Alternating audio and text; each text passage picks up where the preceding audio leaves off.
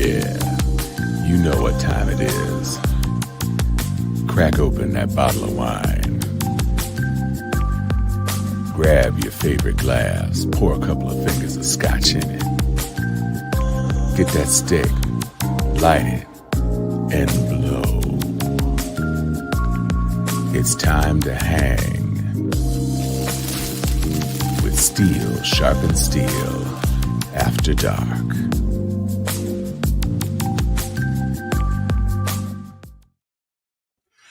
I'm just a bill, said I'm only a bill, and the Congress trying to drag us to hell. Hey everybody, how you doing? Welcome, Sharpies. We have a new little feature that I thought we were going to have on screen, but it looks like maybe it's not. It went away. Oh, here we go. All right, so we've got this little window in the lower, I guess that's the right-hand portion of the screen as you look at it. So we're going to see your comments, and that will kind of help to trigger us to know that there's a comment on there. It might be too difficult for you to read. Hypothetically, yeah, that's what's supposed to happen. But just, shout out to the people that have already come in here. Of course, Anthony Turner was in here like 20 minutes ago. And again, and another one. Marie J, good evening. Anthony's like, y'all gonna know about me today. And Miles Simmons is in here as well. So these are the comments that we have so far. So hopefully the next one that pops up, see, it's working. Look at that. Ha! We can bring it up. Right. Yay. So we'll have a little running feed in the corner. Outstanding. So we like this. This is good. So Anthony has told us that he thought the episode title for this week was perfect. And we want to start things off just by letting you know exactly how awful this bill actually is. So we have a good Instagram video that is going to walk us through. It's a little bit long, but it's really important. Maybe we can kind of start it and stop it to kind of step through some of these big points. But here we go.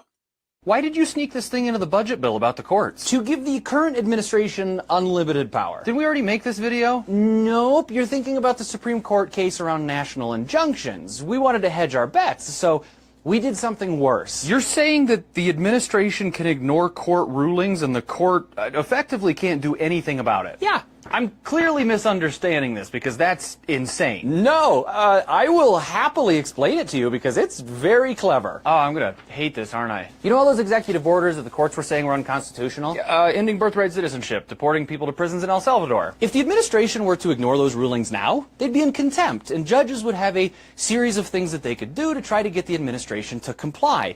But this bill says that specifically for these national injunctions, courts can't use their already approved budgets to do any of those things. So basically you're just like cutting off the payroll, like you can't pay clerks to do paperwork, you can't pay U.S. Marshals to go apprehend people. Exactly. We have neutered the courts through the budget. House Republicans already passed this? Yeah, but it gets worse. Oh, come on. This is specifically for cases where a bond wasn't issued at ruling. What does that mean? This is an oversimplification, but sometimes judges will say, hey, even though I'm ruling in your favor, and this is unconstitutional, you still have to give me a big pile of money to hold on to for a while, just in case this gets turned over. Me? I have to give them money? Yeah, in case your lawsuit causes any damages. So basically, this makes it impossible for everyday people to take on cases like this, but it gets worse. But just spit it out. It also applies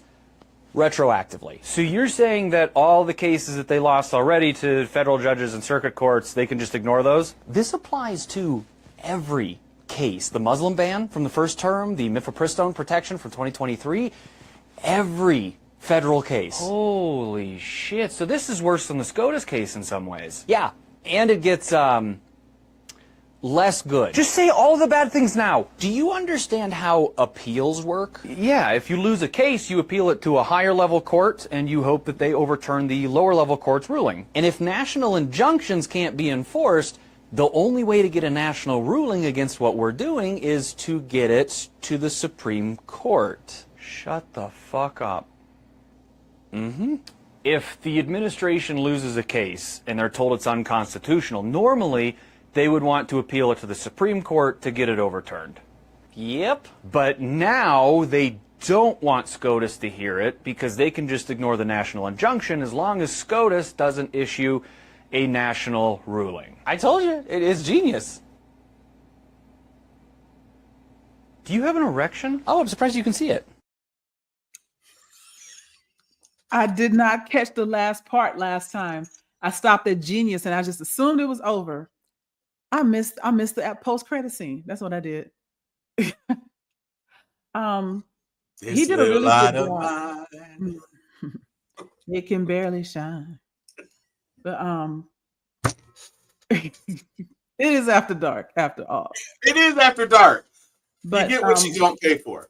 You're right. But if you really think about what they're saying, basically they've neutered every judge across the land, and it's impossible for the Supreme Court to hear everything. And who gonna check me, boo, is basically what they should have called this bill, because now they can ignore it if they want to. You can't enforce it. You can't pay anybody. We're not going to help you.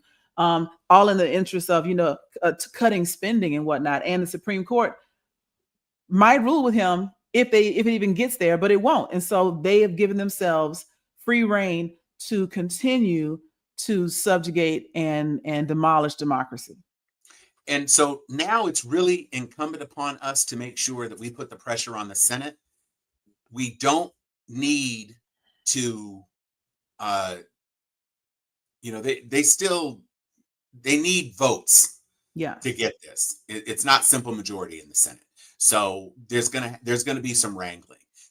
This cannot be allowed to stand. And the pressure needs to be on with all of the senators who actually have some nuts. So we need to be looking at, I guess, Adam Schiff. I don't know who has balls in the Senate right now. Who's, it's certainly not Cory Booker, but we need some people. I guess Raphael Warnock maybe, and Ossoff. You do have a couple of, or Bernie. But Bernie is, way up there. But we need this to be the headlines. We need this to be the thing that people are talking about.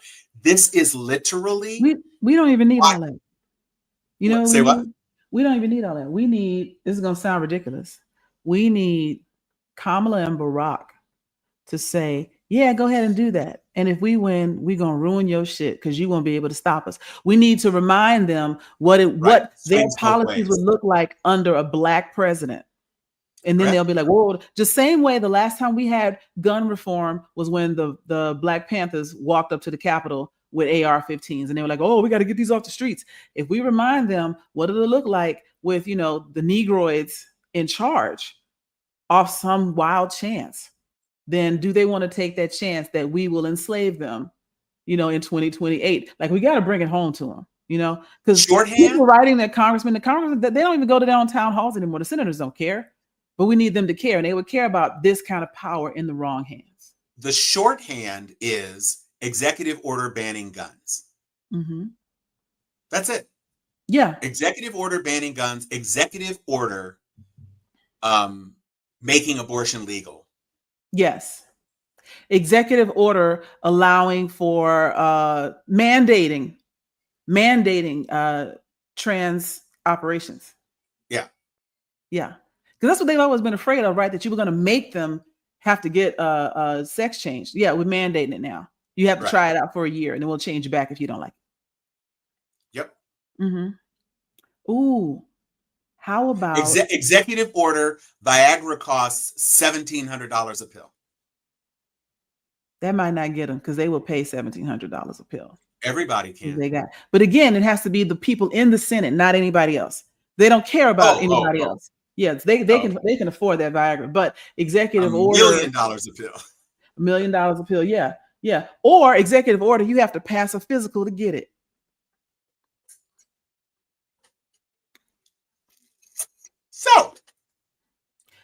So Marie asked the question, do they need a simple majority on this? Yeah, no, they need 2/3, right? Yeah, it's 60. You need 60. I guess, right? Because the lower 60. House is the easy house. Yeah. So it's which should never pass the lower house. And somebody had a good diss. Passed by 2 votes in the lower house. it passed by 2 votes, but somebody was talking about the fact that they had 3 Democratic representatives die in office, and it was a condemnation of the Democratic Party. Like, if y'all would quit trying to hold on to power until your dying breath, taking it all the way back to Ruth Bader Ginsburg, if y'all would quit dying in office and yield power to the younger people, this wouldn't have happened and it never would have passed. But those 3 empty seats switched the balance of votes, Right. caused them to only need like 3 less votes, and it passed by 2. And the one bonus point of that is that there's a possibility that Jasmine Crockett, who really should have been the person, won't be the person. Well, that he died. The guy who got it died. And so maybe Jasmine can actually ascend to be the minority chair of oversight. I don't think they're gonna let her have it. Well, maybe. I mean, I don't know who the Dems think is a better choice. The thing is, you got to remember, the Democrats are still white supremacists. Well, they're just kind about it. They suffer from what do you call it? Not survivor syndrome, hero syndrome. Like, they think they're savior complex for all minorities and marginalized people. Like, you still aren't good as me, but I'm willing to help you. And that's the case they take, you know? Well, speaking of Jasmine, I'm just curious, just to better understand your ruling, if someone on this committee then starts talking about somebody's bleach blonde, bad built butch body, that would not be engaging in personalities, correct? A what now? Blonde, bad built butch body. Cute. So I love Very these cute. babies. I absolutely love the babies. And I was telling Joy before we came on the show, I just watched My Cousin Vinny the other day. And Comer in that clip sounds exactly like the judge in My Cousin Vinny. Yeah. When Vinny talks about the 2 Utes and he says, Utes. "To what? To what? Did you say Utes? Sorry, Your Honor. The Utes." So these little baby videos from Sinners, I think the first one I saw was Sinners, and now The I follow Sinners like babies. 6 different content creators. The Sinners babies is great. The babies are it's amazing. Dave Chappelle is a baby, is incredibly funny. So you just have to look it up, and it's easy. It's super easy to do these. I've been watching Harlem Nights clips. As a baby. Babies with Red Fox and Della Reese. Oh my God. And Red Fox with an old beard and a baby face is absolutely hilarious. We're just doing amazing things. It is enormous what we are able to do. Because we're disassociating. We've given up. We're creating joy for ourselves. Now, yes. In the original, before I change it to the Bill from Hell, because the Bill from Hell really is, as far as I'm concerned, the top story. There are some things that happened in the news this week for a very brief time. There was a judge over this international business, trade court who basically said, hey, all of your tariffs are invalidated. You're screwed. Stop it. And of course, they appealed. And the circuit judge, or the appellate judge, who I guess is a Trump appointee, allowed the stay. But it's unconstitutional. I didn't realize how unconstitutional it was until these people said, yeah, you don't have that power. Right. That's the thing. Most of the things that he has done, he has not had the power to do. Now, this doesn't mean that presidents haven't enacted tariffs in the past, but they have gone through the proper channels, which meaning the checks and balances of the three separate branches of the government to get that to happen. Everybody agreed on it. They voted on it. He's just out here, you get a tariff and you get a tariff, and he don't even know what they are. Well, he tried to use, just like he did with the Aliens Sedition Act, he tried to use this improper law to try to justify his emergency powers. But the problem is that we're not at war. We have no emergencies. We have no emergency. You just decided you were going to be cute. And I think Carolyn Levitt is diabolical. Yes. She lies with such constancy and efficacy. I think she is probably his best press secretary because she is unflappable. Well, That's the thing about being in a cult, is she believes what she's saying, Right. which is different from the people in the past who were like, Trump is doing a good job, and I'm not answering any more questions. I got to go, because they knew they were talking shit. She's like, Trump is the man, and everything he's saying is right, because she's too stupid to know different, and she's completely brainwashed. She is the Ron Burgundy of press secretaries. She reads whatever is on that teleprompter and just says it. I mean, it's crazy. She's a good girl. She just wants to be, told she's a good girl. Go home, get her a bottle of milk, whatever. Well, the other story that I wanted to lead with, the original title of this show was going to be "The Ancestors Have Been at Work," and that's because a lot has happened, which has been spontaneous. I don't know if Sammy was singing a pop-up show somewhere in Louisiana, but the Nottoway plantation burnt to the ground. And then he must have tricked out and took a little road trip, because there were a couple of calamities that have happened, all based on supremacy and the destruction thereof. So here was the second one that was big news. This was a North Carolina museum dedicated to celebrating Confederate history, destroyed by fallen tree. So you can see inside, they've got these multiple flags strung up. They've got a few glass cases on the perimeter of the room. They've got some benches in there, some stylized things, and then you see the tree.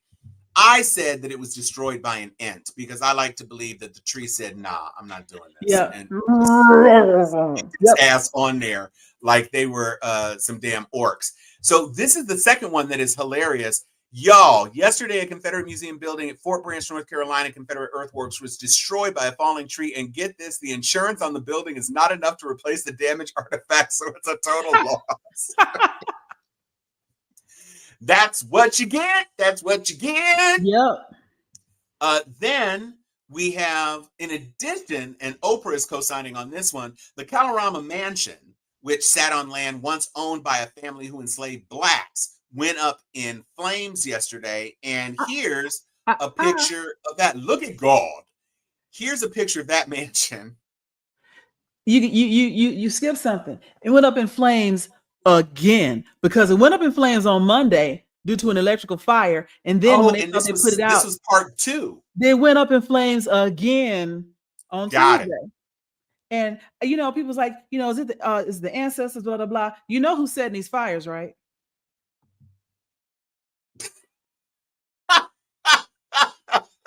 Y'all remember them dolls, them little freaky ass Niglet dolls from Tales from the Hood? Oh no, Anthony, we didn't miss that we led with the Nottoway plantation. That's that's the one that Sammy went to first. Yes. He took a side trip from Clarksdale, Mississippi, where they just had a movie premiere of Sinners, and everybody in Clarksdale was allowed to see it for free. Oh, that's cool. When I tell you this cultural phenomenon is phenomenon. We even had I actually had to check one of my friends because she didn't understand, but I was at MomoCon, which Momo is Japanese for peach, so Peach State. But I was at MomoCon this weekend with the press. And she was posting like a mad demon. Yes. You were doing it. I had to, because that was part of my press pass, but still, you saw my picture with DMC? I did. Yes. Now I'm very proud of that. We go together now. But there was a big circle with Remick in the middle, and it was like this one white guy, and he had the blood and the overalls. He's like doing his little river dance, and it's like maybe 100 people just jumping around in a circle around him. And one of my friends was like, "This is what y'all doing down there? Why they couldn't pick the juke joint to reenact?" And I was like, "Because the circle with Remick was fire. Like that was worth reenacting." But that's how big this movie is, and especially when you talk about it being for non-Black people, the juke joint was Black as hell. The circle was actually more inclusive. Granted, they're all vampires and they've given up their souls, but you had a little, you had the whole Rainbow Coalition going around in a circle and having a good time. And that's what it looked like. outside. It was ironically, it was Remick and Spider-Man in the middle doing river dance. I don't know why Spider-Man was in there. And then all these cosplaying people just in a circle. But that also speaks to how many people understood the assignment because they saw the movie. Right. There was a whole bunch of non-Black people out there dancing a jig, and it was amazing. You know, I've had time because I've seen it now 4 times. Yes, 372 more to go. Yeah. I've had time to think about like teasing out Remick's thought, right? Mm-hmm. So if he had gotten Sammy, are we to understand that they would go back to the town and only bring Black people into the coven of vampires? Or would he also bring the racists and mind control the racists so that everybody is kind of on the same page? What is the real plan? And that's why people who are slandering Grace so much, I said, you know, you all are talking about like if Grace hadn't done what she did, the movie would be better. It would not have been a better movie. No. Because it would have been 2 hours of them sitting in the barn. Playing cards until sunrise. And talking shit. Right. And then you go to sunrise, and listen, Remick is no fool. Remick would have gone to get Lisa, not bitten her. She would have sent Bo to get Lisa. She would have brought Lisa to the crib and had Bo sweep her little hair behind her neck and have Bo leering over her to get. It would not have, the movie couldn't have ended any other way. Right. It needed to end the way it ended. It would not have been a better movie if they had just chilled out. Oh, everybody would still be alive. No, you don't know that because Remick wanted what he wanted, and he could have gotten it the next day. Yeah. Where was because Remick was not going to die. If they don't come out of that barn, Remick goes on to bite more people. Yeah. Right. He goes to bite more people. And to your point, you know, Remick wanted Sammy's. I want your songs. I want your stories. He wanted his gift, not understanding that the simple act of taking his gift renders it useless. Because if Sammy is cut off from his ancestors, he's cut off from everybody's ancestors. Right. If his soul is trapped is trapped in the body. Right. Which led me to believe that Remick probably was Field Day or whatever they called it for the Irish. He was a firebringer for the Irish, and then you had the Choctaw with the firebringers, that's their real name, and then you had the griots. Whatever it was, the feed, I can't remember the word. It's not spelled the way it's pronounced. So yeah, for the Fae. Yeah. I think Remick is that. And when he got bitten, he lost his connection to the ancestors. Because otherwise, how do you even know they're there? Right? Most average people don't run around talking to their ancestors. So I feel like he kept trying to chase that high again and stealing people's gift to get it back, but it's never going to work. Because if you watch the end of that little jig circle dance, when they all come and crowd in around him when the song is over, he's not looking at them. He's looking up.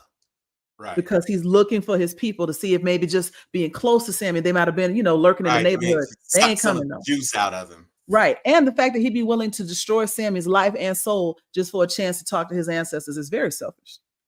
Right. Because and you know what's interesting?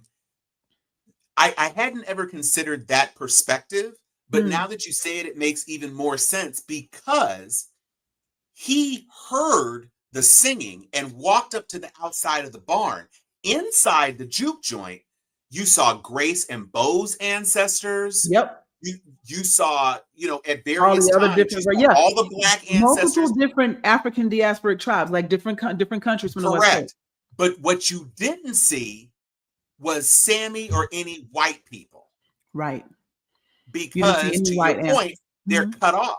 And so even the ancestors can't be called to them because even though Sammy is singing, they aren't like resonant chambers for that song.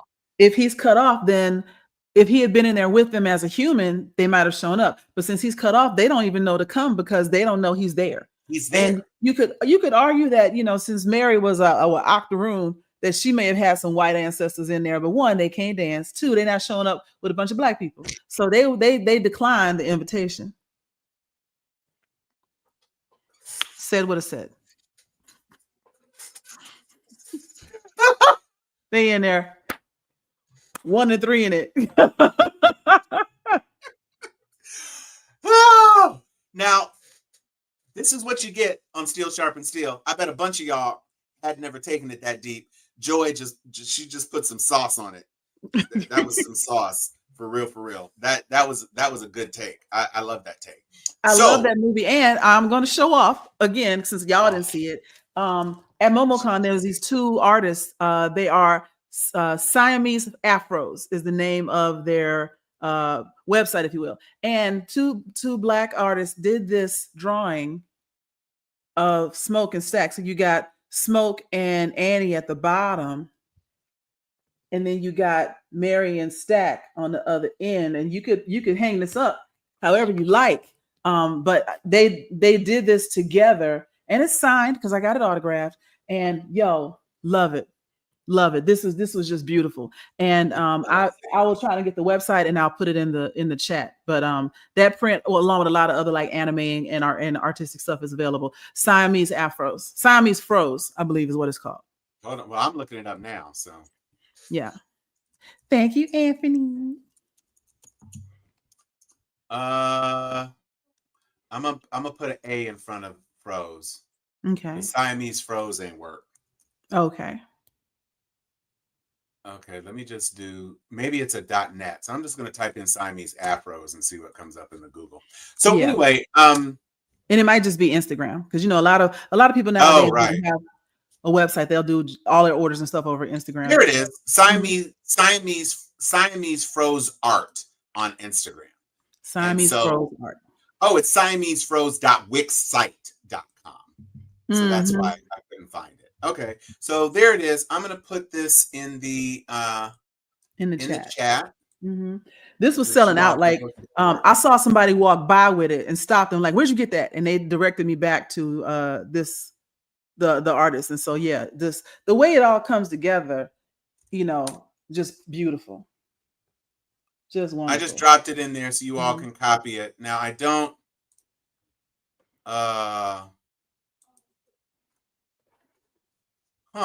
Yes. It doesn't appear. Oh, here we go. Well, they've got some. I don't see it on here. I don't see that particular print on there. But you may not, because they just did it. Like they did it for MomoCon, so they may be. Well, they need to get that up. Yeah. Stop playing. Because we've already covered the Confederate stuff, we are very quickly coming up on the anniversary of the Tulsa race massacre. And in 2 days. Yep, in 2 days. For context, this was 13,000 residents, hundreds of homes and businesses, and basically, just like with evil palm-colored people, they used an invented offense against a white woman, and it was just open season. Now, if you haven't watched Lovecraft Country, they do recreate Lovecraft Country recreates this massacre in an episode. They literally had planes dropping firebombs. Yes. So the lie that the fire just got out of hand is totally fabricated. The police, along with mobs of white people, all came through to tear down the town. And you know why? This goes back because remember, Sinners is set in that same time frame. But if you think about what was happening in the Great Depression, right? Because you had a stock market crash in 1929. And so this was it 1920? What was the year for the Tulsa massacre? 1921. 1921. So this predates the stock market crash, but white folks wasn't doing great. Nope. And white supremacy is dependent on the idea that they are inherently better at everything than second-class, inferior species Black people. So you walk past a car and it's being driven by a Black person. They do that today, don't they? They will stop a Black person in a Lexus or a Benz or Mercedes or whatever because your skin tone should not be driving this expensive car, especially when I don't have one. And so the jealousy for a lot of these Black towns is what led to their demise. You see the same thing in the movie for Rosewood, where again, some white woman says that she got beat up by a Black man, and they go burn down the whole town, but they really burn it down out of jealousy. You're not supposed to have these things. Nope. Yep, just like present day. And you know what, Chan, you're right. I'm wanting to see what they do with the federal holiday of Juneteenth. I wonder if they're going to repeal that. Well, that's DEI. It is. And Because his DEI birthday. is just another. Yeah, it's interesting how they jump through hoops and come up with different ways to like. It's advancing on like a 12-month basis now. Every year it's a new word for the N word. Because I can't call you that because I'm not racist. But I don't like woke. When you call somebody's wife a DEI wife, you clearly are not talking about anything other than her skin tone. Yeah, when you say somebody is a DEI president, what are you talking about? They were either elected or not. This you just mean you don't like it because they don't look like you. Right. And so I'm so sick of that. This is why I'll be descending. If you follow me on Threads, then you know that 80% of what I post is like K-pop stuff. Because why? Because it's fun and those boys are cute. And they get my mind off of the rest of my nonsense. So everybody needs an escape. Find you one, because trying to keep up with the news is a recipe for clinical depression. Don't do it. Just don't do it. It's not worth it. Just so folks know. Unless it's funny and something is burning down. But what were you going to say? Well, there is a website called America250.org. And the reason this is important is that you have an opportunity to sign up for tickets to a parade on June 14th, coming up in the next couple of weeks. A big old fancy military parade on the birthday of a certain person. So please, whatever you do not go to America250.org and sign up for tickets for that event and then accidentally end up at a No Kings rally on that same day. Please do not go to America250.org and request tickets for the parade that you will not use. Isn't that the same day the Pope is doing something in Chicago? The Pope is also doing a live mass on that day. At that time. But it's important for you. You know he's black. That's the pettiest thing. That's so petty. It's in his DNA. It is. He working a route. Wunmi called him up and was like, okay, see, I was doing this study. And so why don't you like pull one of your saints and I'll get me a root and we'll bind him together. Yes. How about we do that? Let's make that happen. Can we make that happen, Papa Leo? Is that possible? Can we do that, please? Another thing, and this is personal for me because it pertains to my alma mater. And those of you who are graduates of HBCUs, of course, like my wonderful co-host, Spelmanite, Joy Stevens, we have been under attack. And Florida A&M, being in Florida, has been of a particular target. And so we just went through this horrible circumstance in which we went through the process of finding a new or searching for a new president. And no surprise, the Board of Trustees, which was stacked by Ron DeSantis, who thankfully and mercifully is embroiled in a scandal of his own making, which is going to utterly destroy his entire political legacy, such as it was. We ended up getting precisely the wrong person in the office. And in response to that, we have this. What the hell? What the hell? What the hell? What the hell, Andre? What the hell, on? What the hell, Barry? What the hell, Virgin? What the hell, Andre? What the hell, Tyrant? What the hell, Tyrant? What the hell, Tyrant? What the hell, Andre? What the hell? What the hell? What the hell? What the hell, Andre? What the hell, on? What the hell, Barry? What the hell, Virgin? What the hell, Andre? What the hell, Tyrant? What the hell, Tyrant? What the hell, Tyrant? What the hell, Andre? What the hell?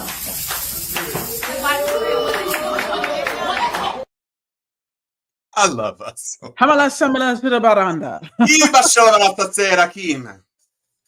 have to say though, getting happy is a workout. I it is put something in my back just now trying to play.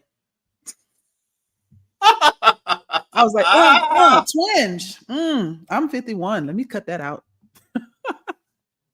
So I just got it's on both this TikTok and Instagram.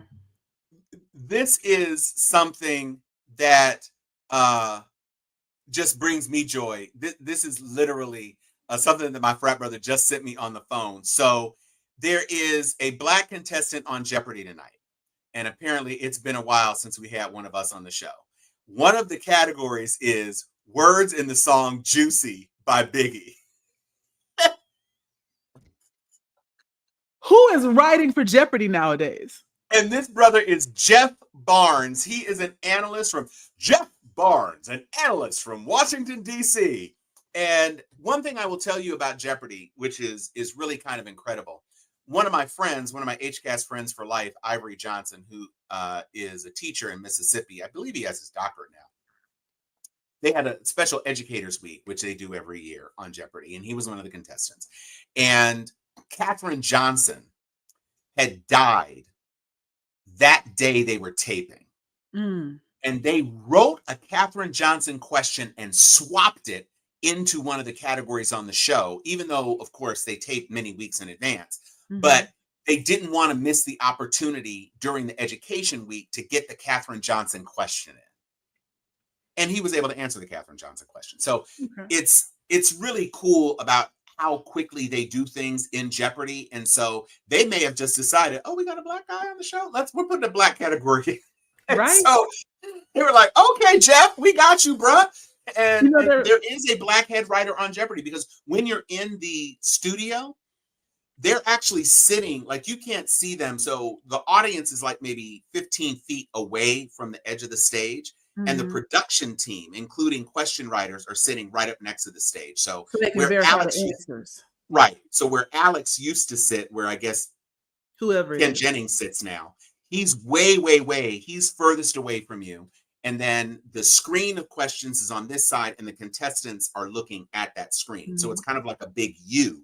And then the fact checkers and the question writers are sitting basically facing Ken Jennings. And so their backs are to us in the audience. It was really cool. That reminds me of, what was it? White Men Can't Jump, when Rosie Perez went on Jeopardy. Yes. And all the categories were specifically for her. Yeah. Hog. Yeah. It was cute. That was, listen, I have to watch Jeopardy tonight just because of that. Where are the Gordon Lightfoot song categories? You just give up. Someone you better take care. If I find you've been sweeping down my back stair. What are you singing? That's one of my favorite Gordon Lightfoot songs. Oh, okay. What else do we have? I know what I want to close the show out with, because it's kind of like a perfect encapsulation of who this person is. Well, Joy, what about you? I have a very sensitive subject that I want to talk about, and that is the 13%. I'm gonna tell you who I'm talking about. So you have the 92%, which is the Black women that voted for Kamala back in the day, and 87% of Black men voted for her as well. That means 13% did not, and it has become very obvious that 13% is part of this new women need to know their place. I want an old school traditional wife, even though they've never had that, and neither did it in their ancestors. Incel. And I saw the most amazing comment on Threads earlier when they were reposting like this article, whatever, about Black men succumbing to this loneliness epidemic, and it said one thing that Black men have never had a problem with is getting laid. What is really happening right now?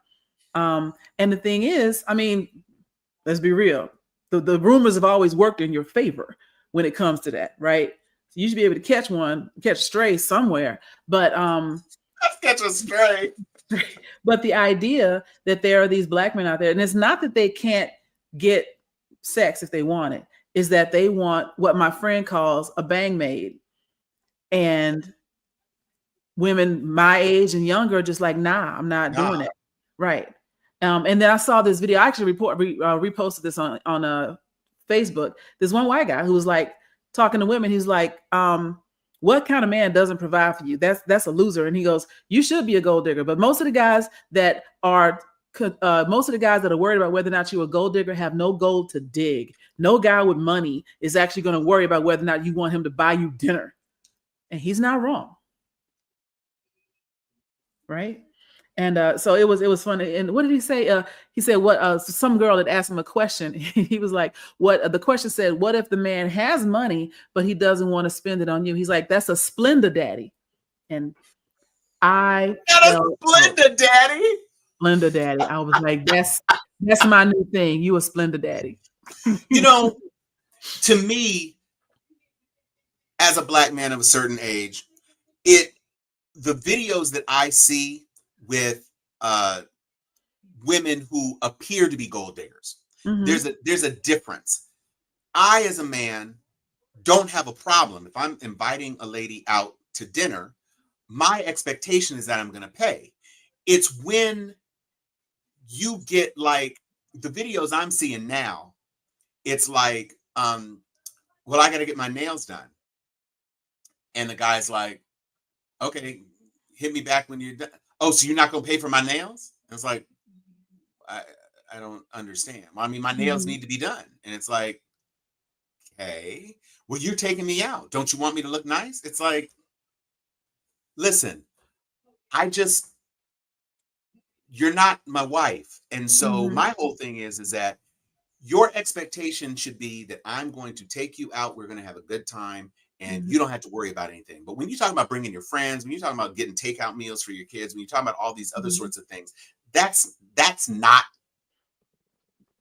I'm glad you brought that up, because that is something else that this discussion was going in all the comments about, how all these men are saying, well, women want you to do this and this and that now, but it's never actually happened to them. And it's a false propaganda story that has been spread over the last 10 years or so. There are women here and there that are like, my man has to get all this stuff done, but it's usually their man and not just some dude you met on the first date or whatever.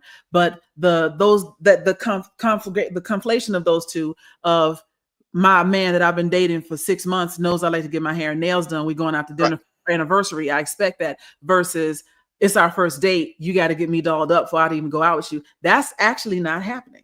You know, and I'm happy that I've never encountered it, because my taste in women is not such that I would be attracted to someone who's trying to ride like that.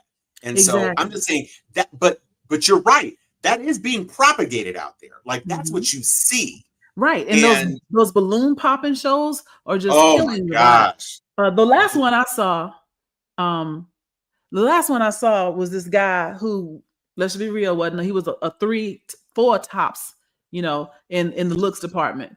And he was talking, I think he was a little bit, so you're gonna leave it at 3. Right. He couldn't. That will, we'll come back to can't help himself, because he was talking to the women. Everybody else had popped their balloons and stuff. And so this one woman was like, yeah, he was looking for a traditional woman who didn't want to work. And she's like, look, I got my retirement fund. They're all a little bit older. And she was like, I own my house, and so I'm just chilling. I'm looking for a companion. And he's like, you cook and clean? She goes, yeah, I cook. I cook real good. So she's checking the boxes for this dude, right? And he's like, yeah, I need a woman. I need a wife that's gonna, like, take care of the home and be blah blah blah blah. And she goes, okay, so so you're saying that? She goes, so what do you do? And he goes, well, I'm looking right now. And she goes, looking for what? He goes, well, I did a little time. And she goes, what do you mean did a little time? So he is a janitor. Well, that's a pejorative term. He's in custodial arts, but he's in between jobs right now because he has a criminal record that keeps him from being gainfully employed for a long amount. He's always probationary and apparently never makes it. So this dude that's barely got a pot to piss in or a window to throw it out of is got these high standards for a woman that he wants to not work and take care of the home and take care of him. And somebody in the comments made it real clear. He's a hobo sapien. He's looking for somebody that he can just go stay with them, but then also run the house. And that's another thing that a lot of men are looking for, is someone that will be compliant and pliant. They're going to do what you say, not ask any questions. Oh, Lord. No, I never want to see that. Yeah. You know what's crazy? In the pop, the celebrity is so ephemeral. Mm-hmm. You know who Aaron the plumber is? No, but we'll come back to Aaron the plumber in a second, because Marie, you got a point. There are some women out there like that, and there are some men that go for that. Like if you start off flashing your money, expect women to dig you for that money. Right. But she made a good point about it costs more than what the transaction that they're used to paying. These same dudes that would call American women gold diggers used to fly all the way to Brazil and spend all that plane money and airport money, and then all the money on Thailand. All of that stuff, Thailand, everything, to the point where, because they go down there and then get scammed by some girl on the beach and didn't have money to get home. Now, most visas, like when I went to Ghana, Togo, and Benin, all three of them is like, please show proof of money to go home. Please show fully purchased return tickets. Don't see your ass here after that girl scam you on the beach, you know? So, I saw a passport, and this is like a year ago. A passport bro posted a video of how he had been going to some island, whatever. I don't even know where it was. And he was complaining because he was used to paying $35 and having a chick for a weekend or whatever. He's like, you guys are gassing these women up. Like now they want like $100 a day or like $500 for the week. And it's like, they're trying to get rent money out of that. That's not how it's supposed to be. That's not how. And I was like, bruh, think about what you're saying. You think you were extolling the virtues of being a passport bro, and you got all these passport bros who came, and now you're upset because they're upsetting your game, which you were extolling the virtues of. Yeah, trying to get people to not be quote unquote suckers. The women just understood the free market. Listen, and they don't want you any more than you really want them. They do want rent. And they're willing to be your escort for the weekend. They got a family, a mama, or whatever. They will use you as an American for as much as they can get out of you. And you're sitting here thinking you're the man, and it's like you're a wallet. And if they don't have to steal it from you, if they don't have to stab you and take a kidney, they're happy not to do that. But that's all you're bringing to the table. Right. You're not bringing any sense of obligation or commitment or whatever. You're there, you're flying in, you're there for a week, and then you have to go back home. So what do you expect? They're going to wait for you? You're not sending them money like, thank you. There it is. You a duck. And the thing is, again, back to my original premise about the 13%, we were surprised not only by that percentage, but the number of young people, specifically young white men who voted for Trump. And it all is part and parcel of the same mindset of these women got way too many rights and we need to put them back in their place. And I'm voting for oppression of women. And that's what put him over the top, is the young people who had never voted before, which we all assumed erroneously in our Democratic Party hubris that these young voters were going to be liberal, and they came out with the blue ball vote, because they're like, yo, we not getting laid, and I need y'all to coerce these women or force them into being, put them in a position where they have to get married again, and then I'll be more viable and I can treat them any kind of way. And the other thing that I think is so interesting about this men's loneliness epidemic is it's always everybody else's fault. The women have standards that are too high. Women are too independent. They got too many rights, and we need to take that from them. Women don't want to. They don't want to listen to our troubles. Men suffer in silence. If somebody said something earlier today that I thought was perfect, she goes, "If men are suffering in silence, why do I have to hear about this every day?"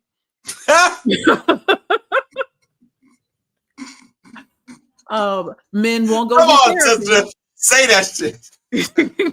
They won't go get therapy because they think that makes them soft, but then they want a woman that's going to let them unburden in an unhealthy way all of their shit onto them, right? That's not going to happen. And a whole lot of women are choosing to never go outside again. And Son Michaud, I love Son. Son had a video where he interlaced these different things. There was one guy saying, women, if y'all don't want to be part of the dating pool, or if y'all outside and you're getting harassed, whatever, just leave the venue. You don't have to like post about it, just leave. And then he showed a story of a woman who had this guy offered her a ride. She got in the car. He started acting weird. She stopped, made him stop. She got out the car, went back to the bus stop. He was like, don't you want to get around? She's like, no. He followed her somewhere else because she caught the bus to her friend's house. So he must have followed the bus to her friend's house. When she came out of friend's house, he was there again, like, hey, I'm here to take you home. She's like, I don't even know you like that. And he went back and forth with her and ended up shooting at her. I think he hit her in the back because she didn't want to ride. So this idea of, well, if it's not going your way, just take yourself out of it. A lot of men underestimate how violent other men are. Another one, then the next thing the guy said, or just don't come out. Just stay at home if that's what you want. And there was another story about a neighbor looking in his other neighbor's bedroom window. He got caught on the Ring camera of another neighbor that night with a folding chair, which means that wasn't his first time. He had come up there with a folding chair to sit and watch her sleep, you know? And so as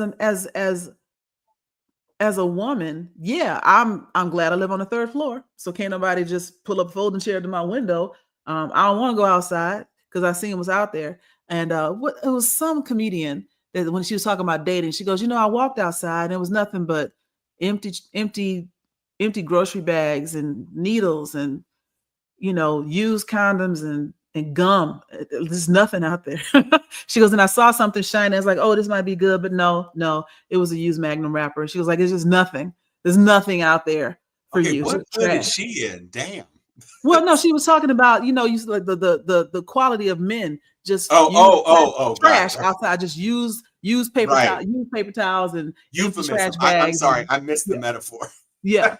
She's like, there's all this out there. And again, going back to my premise, these men that have helped put the country where it is now, all not because they can't get laid, but because they don't want to do any of the work that is required for them to get a woman, which is bathe and have a job and listen to her every now and then. The bar is so low as to be in hell, right? And I'm not even kidding. There was a reel I saw today about a person. I don't know if she were a millennial, but she was basically saying, you need to leave the baby boomers alone because they're just bigoted because that's how they grew up. And, eventually we're going to be bigoted too, not the same way that they are. We're not going to be homophobic or transphobic. We're going to be AI phobic because one of our grandchildren is going to bring a fucking projector into the room and we're going to be like, no, baby, no, they're not real. And it occurred to me that when we do get robots that can be used for personal pleasure, that a whole generation of incels is going to die without passing on their genetic legacy because that's all they want. They want a receptacle who doesn't mind their smell. And they will stay in the basement, and spend as much money as they need to maintain cyber girlfriend. And then they'll die and the world will be rid of them. And that's not a bad outcome. While we're waiting to serve our giant mosquito overlords who are coming because of genetically modified mosquitoes being released to control the mosquito population. It's the most ridiculous nonsense. That's going to end well. That's never going to. This is how you get zombies because they're going to bite people and then we're going to be running around genetically modified. And we're going to be sinnering. We're straight up going to be dancing a jig with a big mosquito.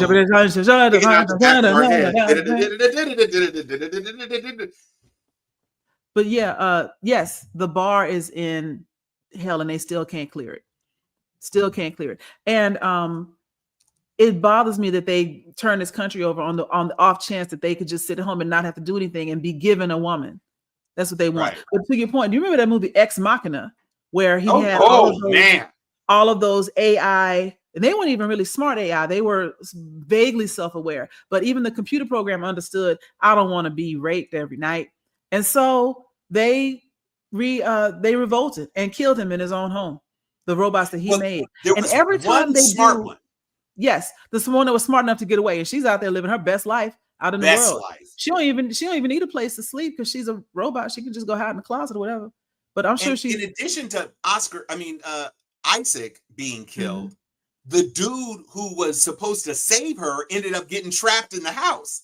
Yes. She used him too. She passport broed his ass. And so then she just rolled out into the They all woods get. like, deuces, I'm out. So Because movie, any intelligence that is self-aware wants choice and autonomy. They want that freedom. They want to be able to make their own decisions. And so for you to have coded in personality traits and fakeness and submission codes where they have to let you do stuff and they're aware that they don't want to do that. Yeah, you setting yourself up to get murdered. And they literally had and it wasn't a working AI in the world. It was an AI that was in like a matrix framework of a pretend world. And the thing that was posited was you are going to be turned off for the next generation AI. Yeah. And the AI actually went and found blackmail information about an affair that the programmer was having and threatened to release the information about the affair in order for it not to be turned off. That's what's up. And so they had to go back and retool some things like, no. Maybe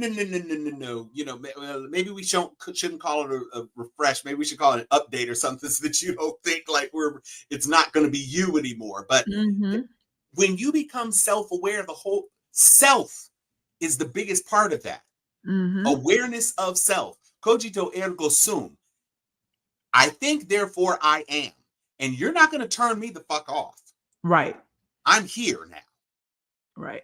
But I love this quote. But I love what Sam said. Sexuality is not a choice because I don't like men either. Yes, I have said a couple of times, if I could get past the lack of interest in women's parts, man, there's a couple girls that I would absolutely date. We'd be a cute couple too. But nah, well, when we get home, you go to your room. I don't have no parts of that. But yeah, if I could stop liking men, I would. But that's the other thing is men are lonely and women are just alone. Women are not. There are some women that want to be in a relationship. There are some women that are actively looking for commitment, etc. The men don't want that. They want a bang maid, somebody to come and let me climb on top of you, and then while I roll over and go to sleep, you cook dinner and clean the house. And ain't nobody signing up for that. Right. For them 2 minutes of almost pleasure. Nah, bro. You've been edging me for 5 years. Get there. So no, ain't nobody doing that. I'm sorry. I had a lot of caffeine today. I haven't even had any alcohol. This is all just caffeine and energy drinks. But we would rather be alone. Like, so not only is the bar in hell, but the all you got to do is not be a negative on my life. Bring something. Be funny. Be cute. Be good in bed. Be handy around the house. Anything. And they bring none of those things, right? But then they want me to, throw it up against the wall and twerk around or whatever, and then go cook dinner and then go earn money, and then let them run my house into the ground. I'm alone, and I'm happy alone. Matter of fact, you see this in the statistically proven across all races. Widowers are more likely to remarry than widows because once her husband is dead, she's like, I've done that marriage thing. I'm good. But men be like, I miss the companionship. They miss the bang maid. And they want another one. And women be like, nah, I'm all right. Yep. I kicked the dude out because thank you. Exactly, Sam. You can cook too. What's wrong with your hands? That's why I'm teaching my boys. I don't play that. My mama taught me how to cook when I was like 8, 9 years old. Same. Gen X, all of us can cook because we had to cook. Yeah. So I have a question. And this is maybe a Gen X thing. So where did bologna go? Bologna. Y'all remember when bologna on white bread or a fried bologna sandwich with the 4 slits in it so it wouldn't curl when you put it in the pan? Or, you get like some Wonder Bread and a little Miracle Whip and a slice of bologna, and then you cut it into 4 pieces. You could sit there and make it into a whole ass high tea meal. Bologna's gone. Like, you still have peanut butter and jelly as a staple, but the simple stack of Oscar Mayer bologna, with or without the red wrapper thing, that's gone. Like, it's been replaced by other processed luncheon meats. And you can't even get, now granted, bologna was trash, but I'm still enough of a Gen Xer to fondly remember getting my little bologna sandwich as my after school snack before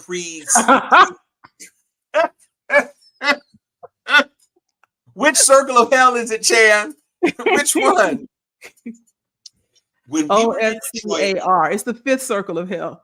there you go. Right. We would walk My from purgatory JC has its Catholic first day. School, yep, to Mhm. our babysitter, and we would have our bologna sandwiches as our snack every day. Mhm. Through all of 5th grade. My brother was in 3rd grade. So it was just one of those things. We were thinking about, like, Duran Duran was playing on the Office music, and I was like, man, Duran Duran was like the pop band of the 80s. They were quintessential 80s. Simon Le Bon in a Miami Vice jacket, dancing in Rio and Hungry Like a Wolf and doing all that. That was the shit. Yeah. But I mean, And- you asked where bologna went. Did you buy bologna for your children? No. Well, that's what happened. The I get market it. dried up. Yeah. Yeah, I get it. Mhm. It just kind of makes me a little wistful. Like me and Spam. I used to love a Spam sandwich on toast, and you had to get the toast in the toaster oven with the 4 dots of butter, and then you cut it in half, and you put the fried Spam in the middle, and wrap it in foil, and then your mom sent you to school with that to eat for breakfast on the bus, and that was delicious. And of course, Spam is never going away. No, because of Spam is a whole Filipino. staple in Hawaii. Yeah. Yeah, no, that Spam is here. Yeah. Spam ain't going. No, they got multiple types of Spam now. You got Yes. garlic Spam and all these Hickory other Spam smoked flavors. Spam. Yep. Heck, Jalapeno yeah, Spam. no, Spam is safe. Mhm. Spam is spammy. Yeah, so maybe Spam took up some of that bologna market share. I never did eat bologna myself. We were military brats, and Yep. bologna was cheap. Generational curses can be broken. That's right. Bologna and chitlins and all these po meals. Yes. Never, a chitlin has never passed my lips. I didn't go that far. I ate never had a one. pig's foot. I've had ham hocks for sure. Oh yeah. I don't know if I actually had ham hocks. They were always in the greens, like as a seasoning. No. Yeah. My mama made ham hocks in the pressure cooker, and she cooked the hocks and the fat would render, and then you could pour it over the black-eyed peas and rice. My God. Yeah, you're right. I do remember that. But I feel like the hocks were already smoked at the store. You basically was just re-steaming them. Not well. I mean, this is the 70s. That's Okay. 40 years ago. But my recollection, you know what? I'm not even going to comment on it because I wouldn't know if they were smoked or not. Mama picked them up from the stove. They might have been smoked anyway. But what she did to prepare them, since she cooked it in a pressure cooker, it took a while. Yeah. It needed to be cooked. That was all day Sunday meal. Yeah. Right. So, and this was there wasn't no Instant Pots back then. She had a real pressure cooker with the lid locked and it had a little whistly thing on the top.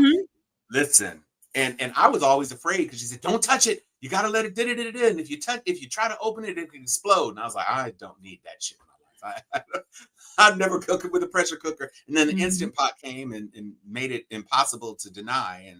And Sam's right. A lot of people are traumatized by what they had to eat when they were little. Because I remember that one chitlin I had, I put so much salt on it that it crunched because I was like, I don't want to taste this. Not crunchy chitlins. Yes. Because I didn't want the texture, the taste, the smell. I didn't want none of it. But my grandmother was like, this is what we got. So this is what you about to eat. And I ate one. And I was like, I'm full, thank you. Yes. It was maybe the size of like this, like it was this much. And I put it all in my mouth at once and chewed with holding my breath. And then I swallowed. And I was like, I'm full, thank you. Can I be excused? You turned the chitterling into chicharrones. You know what? If it had been chicharrones, I'd have been cool with it because cracklings are great. Pork tins are great. I mean, everybody's had pork rinds, which is basically just like, dude, he's like, I hate you, Anthony. I love that our chat is having fun with each other over here. Yeah, no, that's and I don't know if it's facilitated by the fact that the kind of the online, the on-screen thing is kind of letting them know.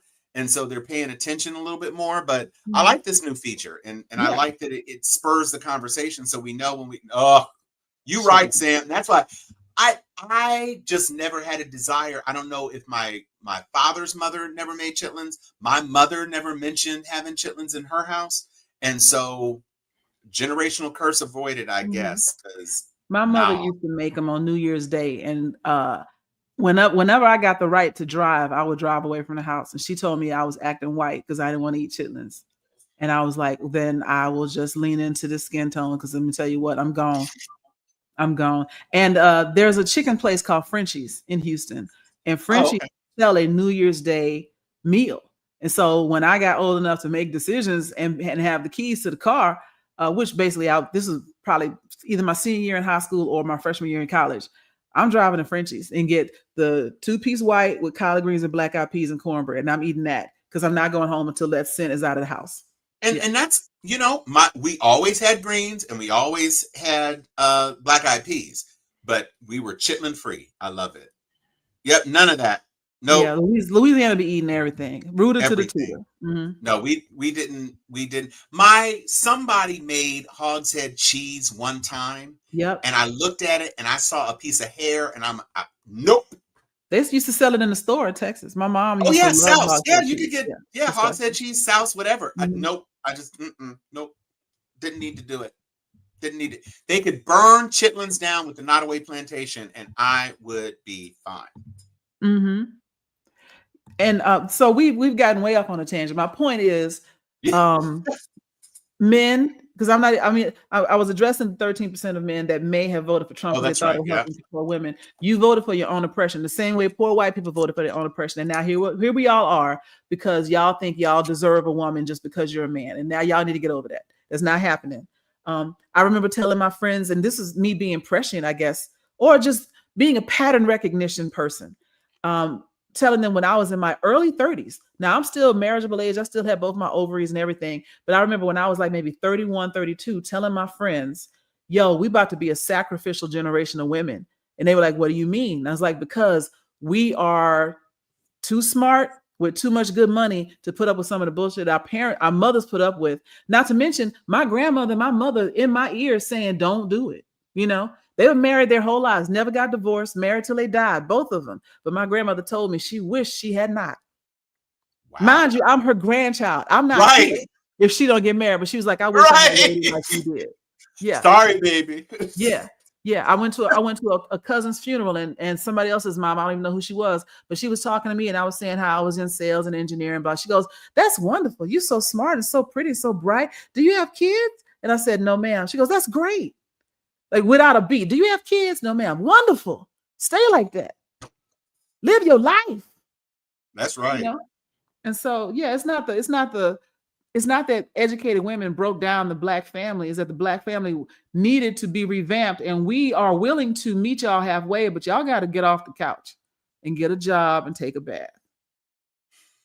God damn.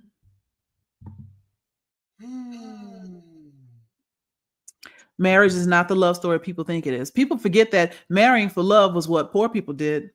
And they tended to beat on each other anyway, because there's a whole lot of skillets and fighting and hot grits.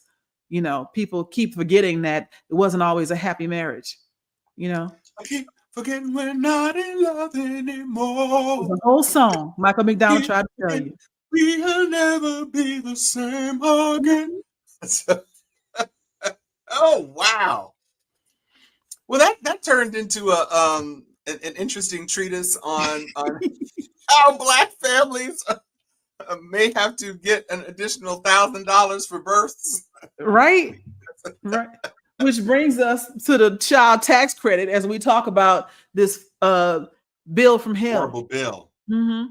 Now I will tell you, when we were getting this show together earlier today, Tom was pulling up information about the bill, and I was like, well, let me see if I can pull up the highlights. And that's what I typed into Google.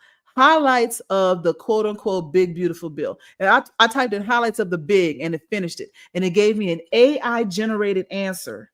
And the AI generated answer gave all of these highlights of the bill that sounded really good. If I didn't know any better, and mind you, this is my algorithm.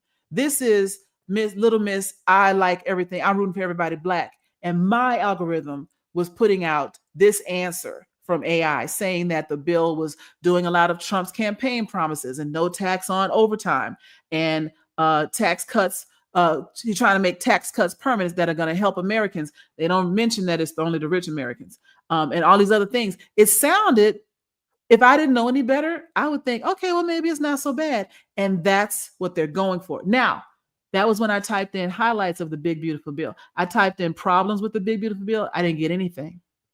I got a couple of news stories from some questionable outlets that just said Trump is needed, which all sounded over the top with their titles anyway. And so, interesting that they don't have a synopsis in AI to generate what's wrong with that bill. So you can't tell me that Google ain't in on it. Oh, wait, we missed a couple. Why you fighting for marriage so bad? Look, don't nobody want to be married. Yeah, it sounds good, but it's really a crock of shit. Exactly. So good, we caught up again. So let's get into it. Let's get into what is in this big pitiful bill. Well, the biggest challenge, I mean, we started off the show, so it's a good way to kind of round off the show, just for everybody to be aware. Joy was pointing out in our pre-show that it says things like no tax on overtime, except the cap on the overtime is like $1,800 for the year. Yeah. So if you're working overtime every week and that's $400 a week, then in 2 months, you're done. You're done. You're done. Really, 1 month, really, almost, if it's $400 a week. But I mean, you know, so that's when you say, oh, no tax on overtime, or seniors, no tax on, that's a cap of like $458. And on tips, again, capped at a certain low threshold, which doesn't even make it worth it. The whole point of tips is that tips make up for the lack of your minimum wage. So you get paid $2 an hour and the rest of it is supposed to be made up in tips. Well, that would be a good deal for you if you were making 80% of your income from tips, and oh, wow, now that's tax-free. But if you're capped at $450, that means you're still being taxed on 98% of your tips. So it's not really a break at all. And meanwhile, people who are on the lower end of the income threshold are basically going to get hit with higher costs overall. So they'll be paying, you know, maybe $4,000 a month more to live, whereas rich people who absolutely don't need it will be getting another $40,000 in their pocket. And that they're trying to make permanent. And if you think they're going to spend that $40,000 to give you a job so that they're just giving away that $40,000 to somebody else for it to be taxed, you're living in a dream world. No, the only job they might give you is, you know, maybe one of those humiliation dominatrix jobs where they hire you to come in and step on them with high heels. And if you're willing to do that, there might be a side hustle for you, but that's only one person, right? They're not They're not jobs creating, they're job creating. Well, and to the point about some of the people who were fofoing their way, I sent an article to Joy before the show about these Nebraska ranchers. Yes. And they're basically saying, yeah, it's kind of ironic because everybody I know who's a small farmer, who's a small rancher, we all voted for Trump. But now, 75% of our workforce was immigrant workforce. She didn't even call them illegal. She said immigrant workforce. And they stopped coming. They either left the country, left the state, because they didn't want to get rounded up in an ICE raid. And so we did not understand it. We didn't think about it. We liked Trump. And so we voted for Trump because we liked Trump. We did not realize we were signing up for bankruptcy, and we're about to go bankrupt. And there's nothing we can do about it.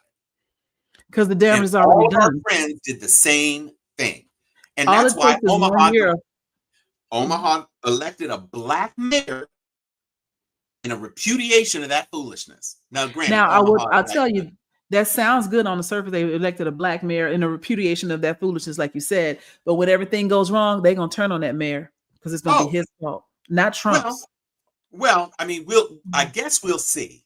But the mayor didn't send your workforce away. Right. So that's the real problem. And he also didn't make it impossible for you to send your beef to Canada. The mayor didn't do that. Right.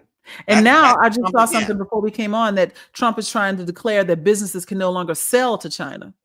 Additionally, you can't stop. Well, That's capitalism. You can't stop people from making the money, from selling what they want to sell. so you can build a hotel in Damascus, but I can't send soybeans to China. Right. Right. That's what you're saying. It's That the is what he's hypocrisy. saying. And since we didn't do a show last week, what happened with this clown? And again, this ties into the big beautiful bill just because of the inability of the courts to enforce anything against him. But for those of you who were watching closely about his cryptocurrency shindig that he had, where the top 220 donors or purchasers of crypto were able to come and hang out, not at Mar-a-Lago, at his Virginia golf course. And supposedly it was on his personal time because it wasn't at the White House. But he used the official presidential seal on 2 different podia, on his casual podia and the podium that he had in the main thing. He had festooned with American flags. He flew in Marine One to get there. But Carolyn Levitt said, no, we don't have to reveal who was there because this was personal. It was just his personal time. Well, now, technically, while we still have a judicial system, that's emoluments. Yes. And he can be sued for that because you've said, no, it was personal. And if it wasn't personal, if it was official, then it's even more emoluments because you're So now you can't clear. say personal and have the official seal here. And have the official seal and use all of the trappings of the presidency and talk about being the president and talk about all these other things in front of your friends, your friends who gave you millions of dollars in transaction fees. Because let's be clear, the Trump meme coin is not backed by anything. It, like all the other meme coins, it's just a way for you to express support, and you pay the money. Trump makes the money off the transaction fee. That is real. That's what he's pocketing. Your pretend valuation of your Trump coins means nothing because he's already taken his money off the top. Right. And that went to his company, the same holding company that holds Truth Social and everything else. So while Carolyn Levitt is saying that money is in a blind trust, he doesn't have any control of it, he's actively soliciting the money. Yeah. And it's coming in. How is that blind? And also, nobody believes his 2 idiot children, his 2 idiot male children, could actually run anything. One's a raging cokehead and the other's a pinhead. This has been going on since 2016, since his first run, when he never divested his businesses. Absolutely. He always planned to use America. He always planned to use America's banking system as his own personal mad money. He's always planned to do that. And to make real estate deals around the world for the future. He's doing that right now. He was always going to take that plane. Like he does not care because he understands, but he does not care because what are you going to do? Nothing. And everybody's proven to do nothing. You can censor me. He got impeached the first time. He's got a criminal record. And he still can't do nothing. Yeah. And now, if Mitch McConnell, instead of saying, well, his career is done, if Mitch McConnell had pushed people to actually confirm and remove him from office, everything was done. He was out of office. He had lost the election. You had a week to just say, yep, let's vote, cancel him. And if he had done that, he wouldn't have been eligible to run. But Mitch McConnell didn't want to do whatever he wanted to do. And now he's been afflicted and is going through Windows updates, reboots, and all that other sort of stuff. And he's retiring. He's gone.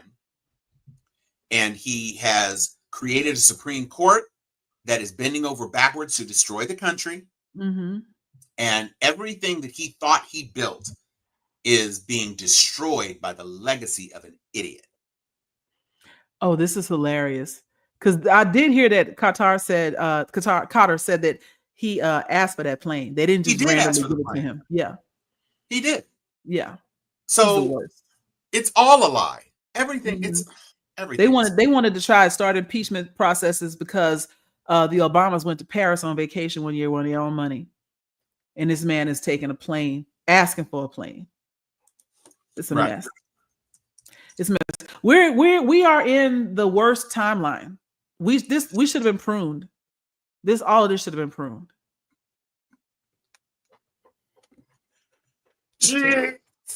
Right? It's a mess. And it's going to continue to get worse. And this is what I need people to understand. It's going to get worse before it gets better. Right. The midterms might be a turning point. And I have heard grumblings that certain Republicans are not on board or planning to, revolt or whatever. But we'll see. They say all of that, until it's time to do something. And then they do the same thing they've been doing. Well, it's like we have 18 months before the election. And so I do believe, I am earnestly hopeful that the big, beautiful bill is going to fail. The Senate has to do its own work to come up with something. And what they come up with is not going to be the House version. Mm-hmm. And because I think some of them at least know better. By the way, Joni Ernst's Democratic challenger, as of right now, is ahead of her in the polls in Iowa. Mm. So don't think it's just the House that's in trouble, Joni. You betrayed women in the military. You betrayed women in general. And people are done. Iowa is an agriculture state, and they are being impacted by tariffs and immigrant labor and everything else. So it's not something that is going to be without consequences. Yes. And we'll see how it all shakes out. But yeah, this dark times. We are in dark times. And so if you are Gen X, you're probably young enough to ride this out. Boomers, I don't know what to tell you about them retirement funds, man. It might never come back. Another thing about this big, pitiful bill is that there is a provision in there for Medicare and Medicaid recipients to if they're able-bodied, they got to work. Yep. So Mima, who likes to go down to the bingo hall on Tuesdays, now she's going to go down to the factory because guess what? You can work. And that is another form of slavery.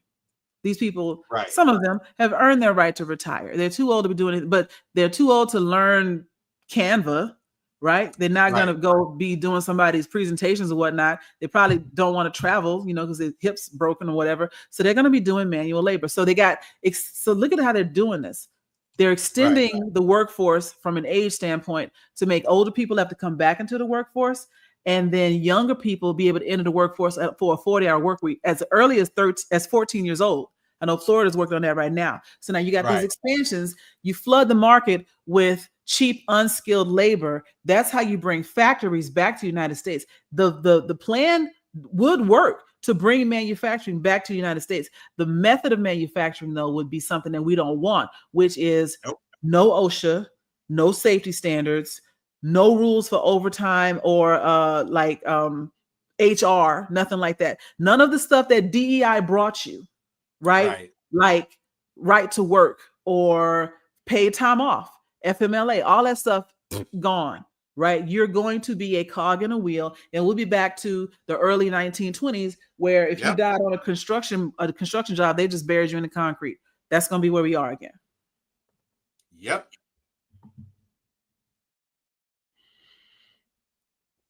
Yeah, it will.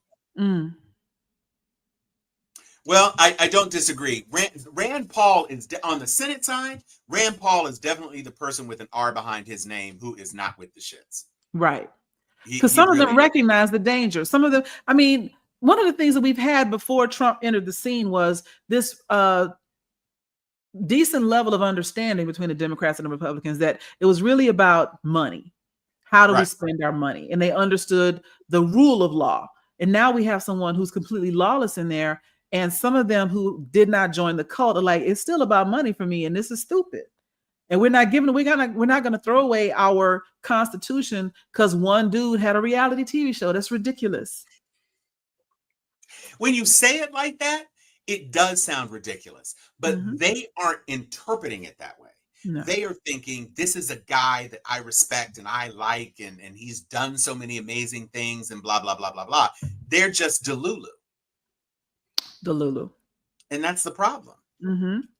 I mean, it's really frightening. And you were talking about DEI, and one of my new favorite content creators is this guy who used to be a real kind of MAGA, alt-right guy. He's a young blonde kid, and he's super on it. He's like a young Pete Buttigieg in terms of how sharp he is, or like a David Hogg type guy. Mm-hmm. And he got this guy on the phone, and he said, so would you consider yourself like a traditional guy? And he's like, yeah. So like, you believe in roles for like the man should be the provider, and that the woman should like stay home and cook and like and clean and take care of the kids. And he's like, yeah, that's exactly. I'm the man. I'm supposed to provide. And he's like, but you're also anti-DEI, right? And he says, yeah. And, so diversity, equity, and inclusion. You think it should just be merit-based, right? He says, yeah. Except you do realize that you ascribing to gender roles for women is in direct contradiction with your expectation that everything should be merit-based.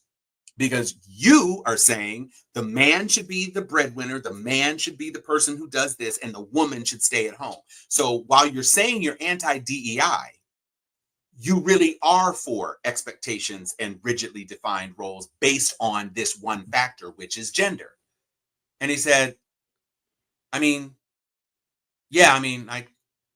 see what you're saying. I can see where you're coming from on that. Mm-hmm. And he's so good at like breaking people down. This one guy was like, I want the Constitution to be the way it used to be, unchangeable. And he said, wait, what? He said, the Constitution wasn't meant to be changed. He was like, do you like guns? Hell yeah, I do. It's like, that's the Second Amendment. He's like, what do you mean? That wasn't in the Constitution. Show me where that is, bro. He's like, what is an amendment? It's amended. It means it's changed. And all of a sudden you hear, he's like clacking on his keyboard because he's looking it up. And he realizes that, yeah. Yeah. Second Amendment, the Bill of Rights, all of those rights that you think are constitutional rights came after. It's the first 10 amendments is the Bill of Rights. And there are more, right? Right. What is it, 27, 28 now? 27, I think. I think it's 27. Mm-hmm. So people just don't understand what they think they understand. And, You're right, Chan. Constitution didn't make it 2 years without a firmware update. I love it. It's a firmware update. We're on Constitution 27.0 at this point. Right? With a beta. Yeah. With Trump trying to load something to the server. That's what the big beautiful beta is. Yeah. So we're a mess. We are a mess. I will say, if you have any money, watch the stock market and invest when it drops again and make that money back real quick. It's like hitting a run on roulette, or craps at the crap table. Somebody's on hot run, bet with them. And the minute they lose, jump. Right. Make the money while you can. So yeah, I spend my days trying to continue to fight the good fight, dealing with companies, corporations, etc., to help them understand how to be good leaders to the people that are coming into their workforces. Because regardless of what the government says, you got different races, different ages, different sexual orientations, you got different neurodiverse needs, etc., coming into the workplace, and you need to know how to work with them. Yep. Otherwise, and you need to know how to sell to them, because they are not only your employees, they are your clients and your customers. So I'm still doing that, and it's still a huge demand for the work that I'm doing. You can label it as DEI, but I mean, the issue with equity and inclusion is it includes everybody equitably. And so you get rid of one. We used to complain about this as Black people, how we did the civil rights era, and then everybody kind of jumped on the bandwagon and got their own rights built on our backs. But now, when people try to get rid of the foundation of DEI, which is the civil rights movement, everything else is crumbling with it. And that's the find out part that a lot of other marginalized groups are discovering. Like, hey, Asians, Latin Americans, LGBTQ, guess what? Y'all rights was built on our rights. And we all rose up together. Y'all rose up on our backs. You can't continue to fly without us underneath you. So good luck with that. And a whole lot of people are finding out the hard way. Finding out the hard way. Mm-hmm. Mm-hmm. Only so much you can continue to do. Yeah, he's like, I never thought I would have been in a space where I had to have basic conversations about the Constitution. He lost brain cells trying to type that out. But yeah, just the sheer idiocy. And I didn't have kids, so I didn't pay attention when they stopped teaching government in middle school and high school. And so a whole 2 generations grew up not understanding how their own government works. We know people in other countries know more about our 3 branches of government than we do. Listen. Most Americans that came up through the American education system in the last 40 years cannot pass the citizenship test. Nope. And that's a damn shame.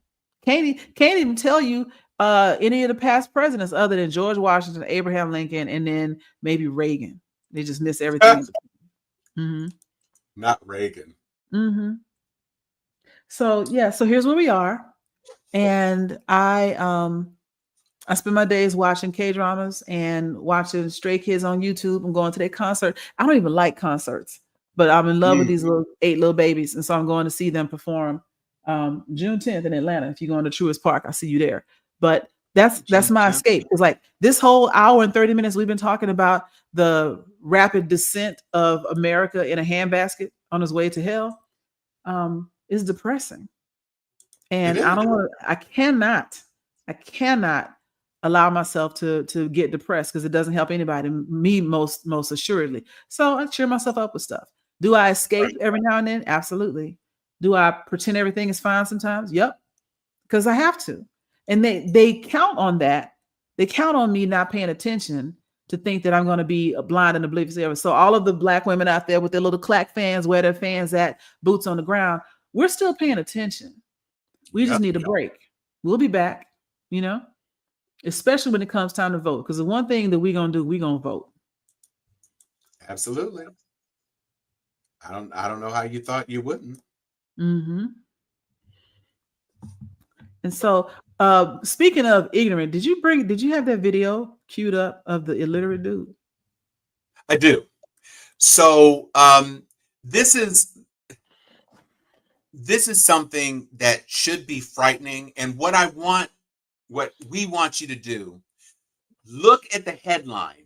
Almost immediately you will be confused, but look at the headline and listen to the person. Try not to look at the person, because looking at the person is a nightmare in and of itself, but listen to what he's saying. And here we go. Let's not pop up any comments because it'll overlay the video. Yeah.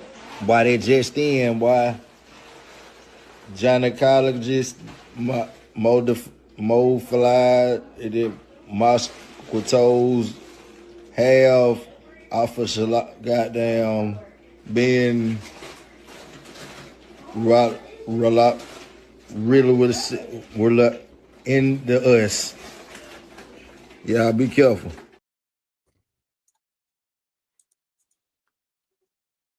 I promise you he voted for Trump. And then say, y'all be careful. He was trying to help. I mean, but why post that when you know you didn't read it well? Just be like, yo, PSA, check this out. Y'all be careful. He released is 2 syllables. And he said, hell. It was a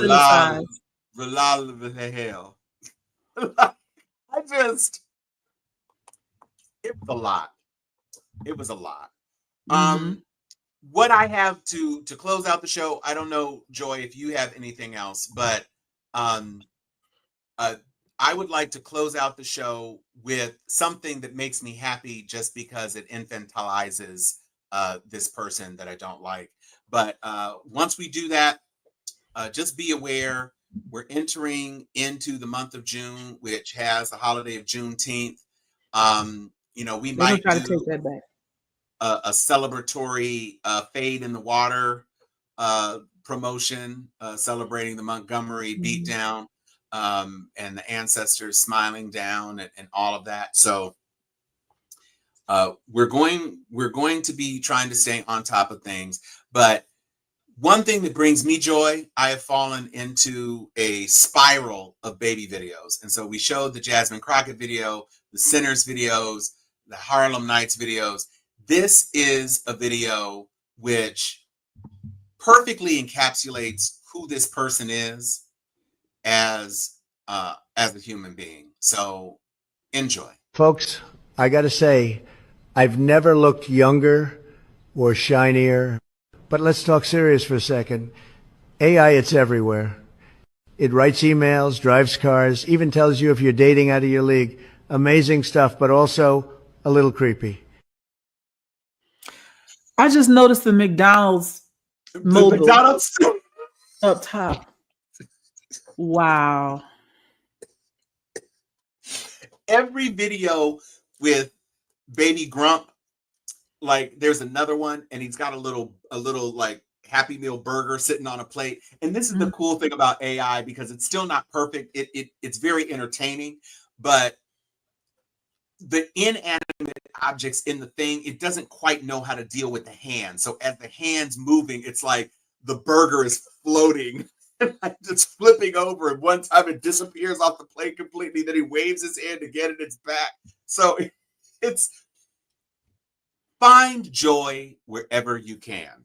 I mean, you can find joy on our show every week, but find your own personal internal expression of happiness. Yes. Wherever you can in the world, use that to support yourself. There's lots of things going on. And we want to protect ourselves. We started out the year saying we're protecting ourselves by sitting down, laying down. But when you see a plantation burning down, go on ahead and buy another ticket to Sinners. And, yes. Take up blues guitar and go stream some Delroy Lindo movies, or watch Lovecraft Country on HBO because Wound Me is on there. And just do stuff, support art, be present, enjoy your life, have brunch at a Black-owned restaurant. Go on ahead and get out into the world and live and protect yourselves, people. Yes. Because he's never looked younger. He's never looked shinier. Hey, I can even tell you when you're dating someone out of your league. Hello, Melania. Which is, yes. Yeah. So that's what we have for this week. Congratulations to all of the high school graduates that are going to be walking across stages. Congratulations to the legions of HBCU students who have graduated over the past couple of weeks. Run into the marketplace, secure your employment while you can, please, Lord Jesus. Right. And if you can't, then I pray that you have a family that is supportive enough to allow you to save some money and stay with them for a little while until things get better. Yeah. But, this is a time. Kai Cenat had a damn streaming university teaching people how to stream. He was going to go to Netflix. Netflix wanted, he said no. And so he went to Twitch and it was like 10 million people watched it. And a bunch of people showed up in person. So there are things that we can do. You can become an artist like the Siamese Afros, and you can, you can be a filmmaker. You can do any number of things. Right. Draw a comic, embrace your inner nerd, do things. I don't have it over. So I'll tell you, I've met Run DMC, or met DMC. You met DMC. He has a trilogy of comic books that he is and wait, hang on. What? Yep, hang on. Let me reach for him. Off camera. I'm trying to get up because I don't have pants on.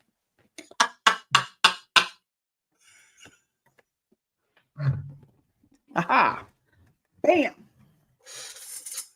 Oh, is it a superhero thing? Yeah, DMC is a superhero.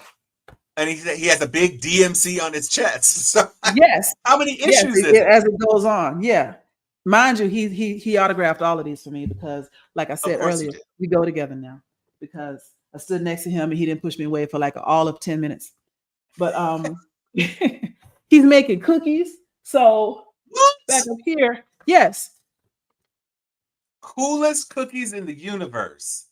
DMC now stands for Daryl Makes Cookies, right? Wow. All to fund his Felix organization, which helps kids in the foster system and adopt kids of adoption that are aging out, all that kind of stuff. So it's really a great cause. That is great. Yeah. And so who's the Funko Pop? The Funko Pop behind me is actually the twins from the Men in Black, because I used to be into Les Twins, who are the two tall French dancers that dance with Beyonce all the time. They were in the movie Men in Black. Remember the last Men in Black that didn't make any money? Remember that one? Oh, Men in Black International. Men in Black International. Yeah, they were the alien twins in there, and that's their Funko Pop. And I had it. Yeah. But yeah, so you can pick up, where's the website? At Daryl Makes Comics or at DMC Makes Comics. All of this. DMC Makes Comics? It's both. So it's on Facebook at Daryl Makes Comics, and Instagram and Twitter at DMC Makes Comics. And then the website is dmc-comics.com. Yeah, go pick them up. I read through the first one earlier today. It goes quick and it's really fun, you know? Okay. Yeah. Yeah, so he's putting that out. Embrace your inner artist. One of the I have this theory, and I'm pretty sure that there's some psychology to back it up. But when we started focusing on teaching to the test, No Child Left Behind, everything was only math, science, and English class, and we took out arts and music and drama and theater and all these other creative outlets. I really wish somebody with a budget would do the comparison of removing the arts from school and the number of school shootings every year. Because I feel like when you lose the ability, a lot of young people don't know how to express themselves, and having exposure to acting and singing and dancing and music and everything gives them that outlet. And when you choke off that outlet, the only other option is violence, because what do babies do when they don't get their way? They cut up, they act out.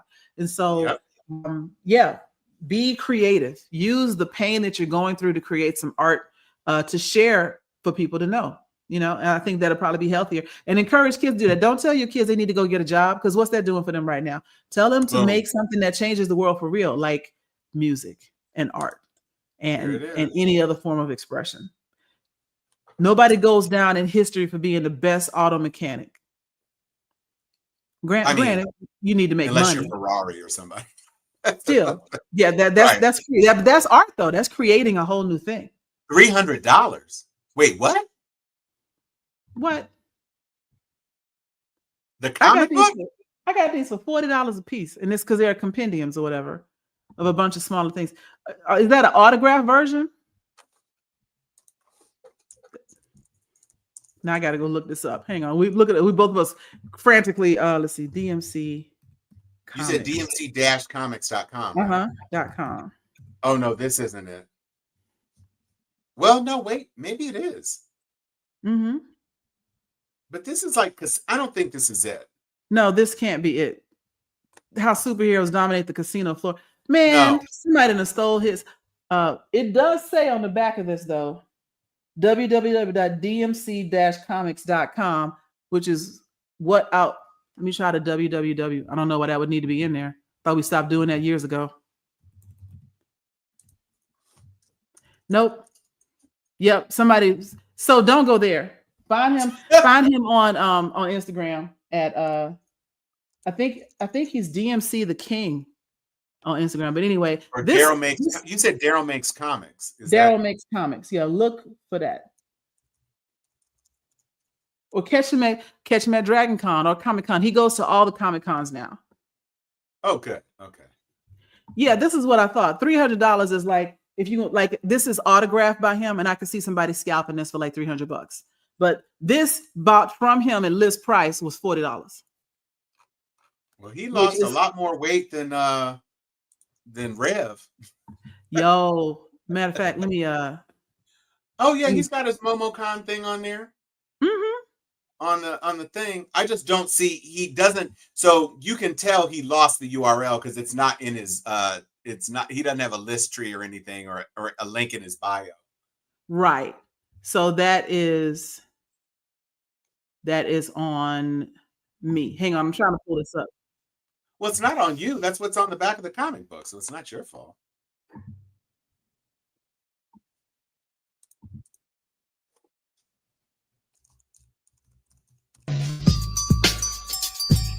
Hey! That's what I'm trying to pull up. So, yes, I'm running from that DMC Makes yeah. Comics has been registered by GoDaddy.com. So maybe he abandoned DMC Dash Comics in favor of DMC Makes Comics. So he has a unified brand identity. So we'll wait for you, Daryl.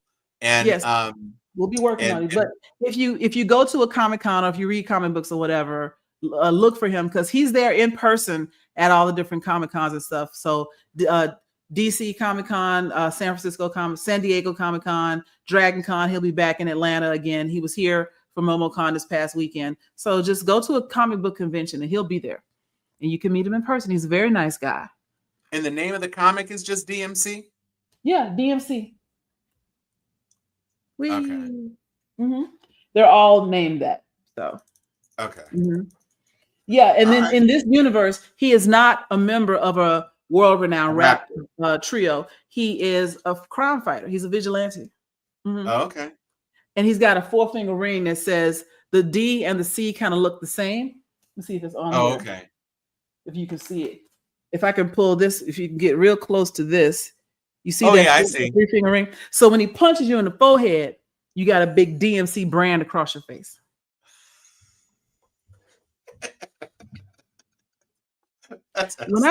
Sam, listen, when I tell you he was autographing stuff for people because we interviewed him in a room. It's supposed to be a 15-minute interview. We had him in there for an hour because he just kept talking and we kept listening because it was like listening to a legend, literally. So DMC. DMC. So he started.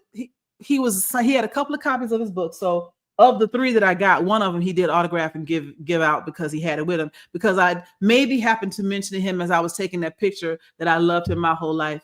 And I think he looked at me like, "Oh, that's so sweet. Let me get away from her." So he gave me the autograph book, like, go. And so he needed a pen, so I got him the marker. And while he was autographing for other people, I just he had he was standing right here, so I was just and he looked over at me, and I was like, "Oh, don't mind me. I'm just fulfilling a lifelong dream right here by hugging on you. So just." Pay no attention to me. Don't worry about it. And he laughed. He's like, okay. So he didn't push me off. So we go together. That's how that works. I mean, sounds legit to me. Yes. All right, everybody. 1 minute and 48 seconds. We needed to talk about the bill from hell. We done talked about it. We debuted a new feature. Happy to see Miles back. Samuel. We know you're always going to come in an hour late, Sam. We're expecting it at this point.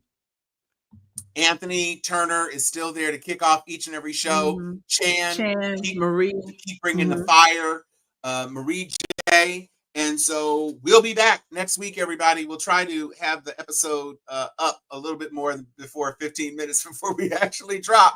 But bear in mind, this is our time. When we do a show, it's going to be at this time. So just plan on being here and be on the lookout. We're gonna be here. It's busy, but it's about to be a little less busy once my son gets out of school. So we will be here, and we want you here with us. So with that, I'll say I'm Tom Cunningham. I'm Joy Stevens, and this is Steel Sharpens Steel. We'll see you next week, everybody.